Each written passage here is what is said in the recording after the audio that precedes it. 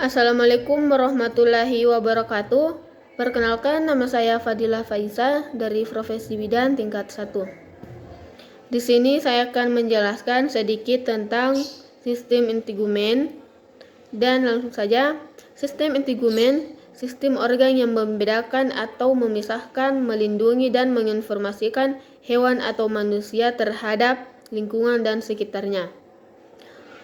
Dan ada 7 fungsi kulit, yaitu yang pertama melindungi atau proteksi, yang kedua menerima rangsangan, dan yang ketiga pengatur panas atau termoregulasi, dan yang keempat pengeluaran, dan yang kelima penyimpanan, keenam penyerapan terbatas, ketujuh penunjangan penampilan. Ada 3 nama kulit, yaitu epidermis, dan yang kedua dermis, yang ketiga hipodermis. Epidermis adalah lapisan paling luar dari kulit, terdiri dari jaringan epitel. Terdiri atas 5 lapisan, yaitu stratum basalis, dan kedua stratum spinosum, yang ketiga stratum granulosusum,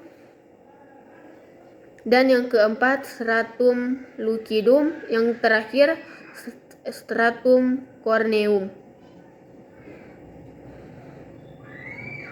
Stratum basalis adalah lapisan paling dalam epidermis, selapis sel silinder atau kuboid, terletak di atas membran basalis, selalu mengadakan mitosis dan sel hasil mitosis didorong ke atas menjadi lapisan sel di atas stratum basalis. Yang kedua, stratum spinosum, terdiri atas beberapa lapisan sel.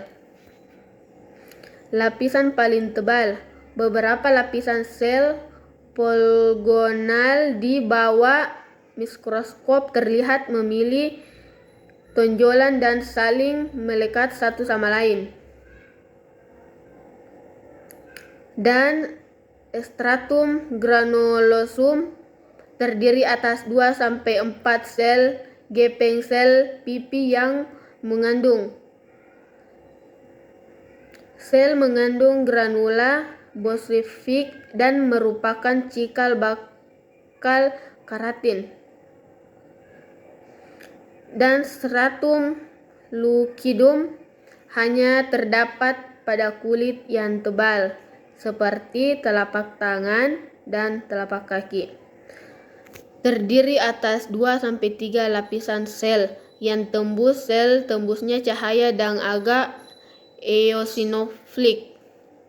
Selnya tidak berintik dan tidak mempunyai organel. Ikatan antara sel kurang erat. Stratum corneum.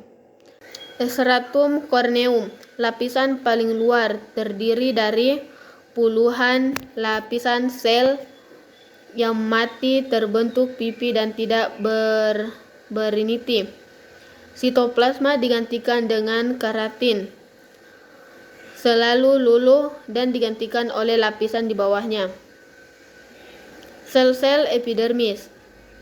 Keratinosit. Yang pertama, sel terbanyak 85% sampai 95%. Yang kedua, sel epitel yang mengalami keratinisasi menghasilkan lapisan kedap air perisai melindungi tubuh. Dan melanosit 7-10%. Sel epidermis. Yang kedua, pembentukan pigmen melanin yang berfungsi sebagai penahan radiasi UV. Sel Langerhans. Sel dendrit berbentuk irregular, memiliki peranan dalam pembentukan imunitas kulit. Sel Merkel. Yang pertama jumlah paling sedikit, dan yang kedua terdapat pada stratum basal kulit yang tebal, terutama pada ujung pada folikel rambut dan mukosa mulut. Sebagai mekan septor, terletak di bawah terdiri dari jaringan ikat mengandung serat-serat elastis dan kolagen. Terdiri atas dua bagian, yaitu stratum papillaris dan yang kedua stratum reticularis. Stratum papillaris tersusun longgar dan ditandai banyak papil dermis, dan jumlah papila terbanyak dan lebih dalam pada daerah yang sering menerima tekanan seperti telapak kaki, dan terdapat pembuluh darah kapiler dan korpus Meissner atau reseptor rebah. Stratum reticularis ada 3, yaitu lebih padat, tebal, terdiri atas berkas-berkas kolagen kasar dan sejumlah serat-serat elastis. Yang kedua membentuk jalinan pada dan tak beratur, mengandung folikel rambut dan kelenjar sebea, kelenjar keringat, dan korpus Piccinni. Hipodermis terletak di dermis, terdiri dan jaringan ikat longgar dan jaringan lemak, melekat pada jaringan di bawahnya. Rambut, struktur keratin yang keras yang dihasilkan oleh folikel rambut. Folikel rambut terbentuk sewaktu fetus berumur sekitar 4 bulan.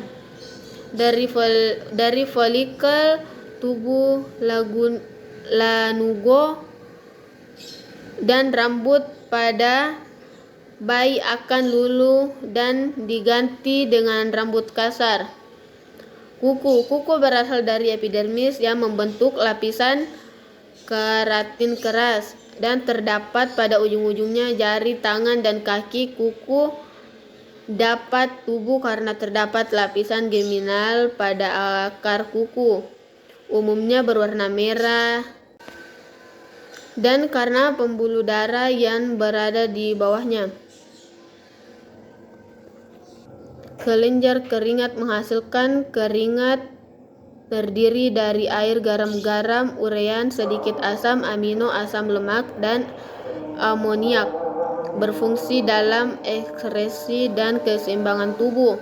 Kelenjar keringat di daerah ketiak dan selangkangan bersifat aporin, sehingga keringat bersifat lebih kental dan kadang-kadang berbau.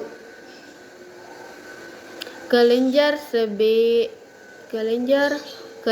sebaca melembabkan membuat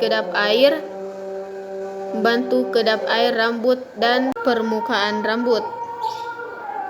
Dan yang terakhir, perbedaan warna rambut disebabkan oleh jumlah melanin dan perbedaan jenis melanin. Yang pertama eumelanin, yang kedua pheomelanin.